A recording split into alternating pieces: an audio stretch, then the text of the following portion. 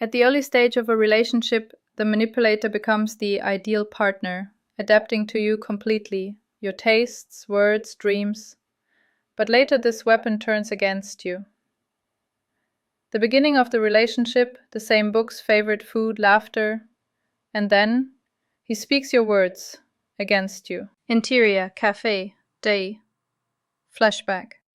They're sitting at a tiny round table. Laughter, coffee cups, their knees touching under the table. He liked my music. He quoted my favorite books. He knew what I'd order before I said it. He even said things I'd written in my journal, almost word for word. Some people feel too much.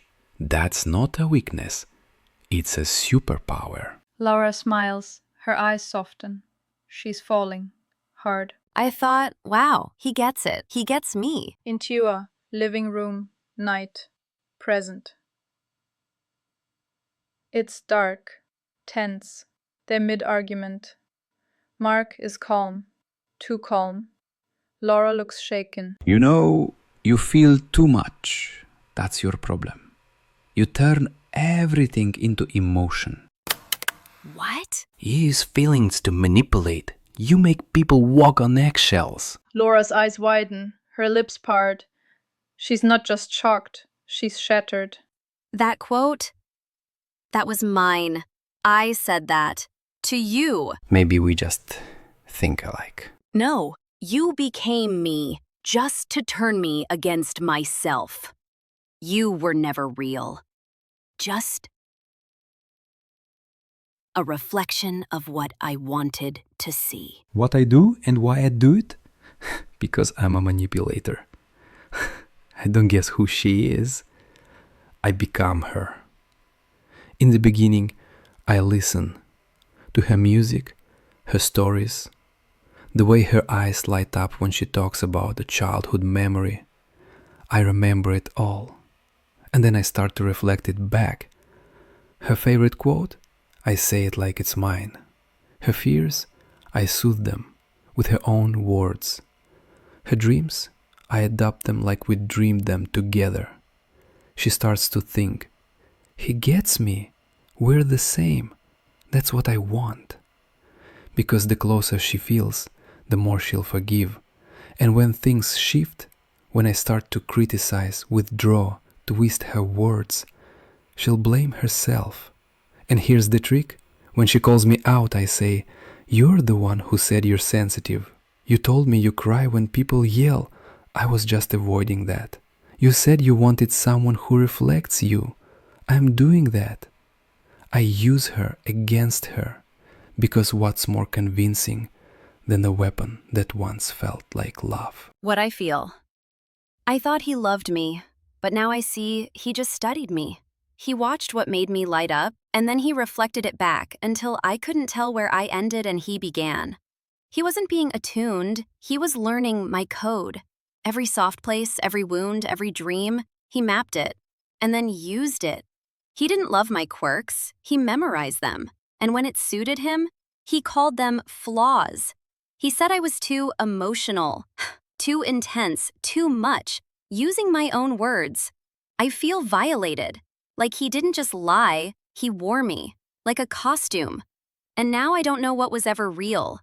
The worst part, I can't even trust my own memories, because they all have his fingerprints on them. Why it works. Because when someone mirrors you, it doesn't feel like manipulation. It feels like belonging. It feels like finally, someone sees you. Not just sees, understands, matches you, completes you. And when you've spent your life feeling too intense, too deep, too different, that kind of reflection, it feels like home. So you trust. You open up more. You tell them everything, not realizing you're handing them a blueprint. And then, slowly, that reflection shifts, turns colder, sharper, until suddenly you're being judged for the same things they once adored. And it works, because part of you still wants to go back to the mirror, the one that made you feel beautiful, worthy, safe. But that mirror was never real. It was just a mask. And when the mask comes off, you're not in love. You're in danger. What should have been done? I should have listened to that tiny feeling, the one that whispered, "This is too perfect. He's too much like me." But I was tired of not being seen, tired of being too much for everyone else. So when someone finally mirrored me, I thought I'd found my person. I didn't know I'd found my reflection thief. If I could go back, I'd ask more questions. Not to him, to myself. Do I feel safe or just flattered? Is this connection real or just familiar? Do I feel understood or just studied? Because real love doesn't mimic. It meets you. Real love doesn't say, "I'm just like you." It says, "I'm here with you, even in the difference." I should have trusted that the real me didn't need to be copied. She just needed to be protected. By me. Emotional ending. I stood in front of the mirror, and for a second, I didn't know who I was looking at. Because for so long, I saw myself through his eyes, his words, his approval. Even my reflection felt borrowed. But now it's quiet. No voices in my head telling me I'm too much. No echoes of my own sentences, twisted back at me. No false mirror. Just me, messy, still healing, still afraid, but real. And that's more powerful than any perfect reflection ever was. Thank you for staying with us. If this resonates, don't forget to subscribe. You're not alone. We're building this safe space together.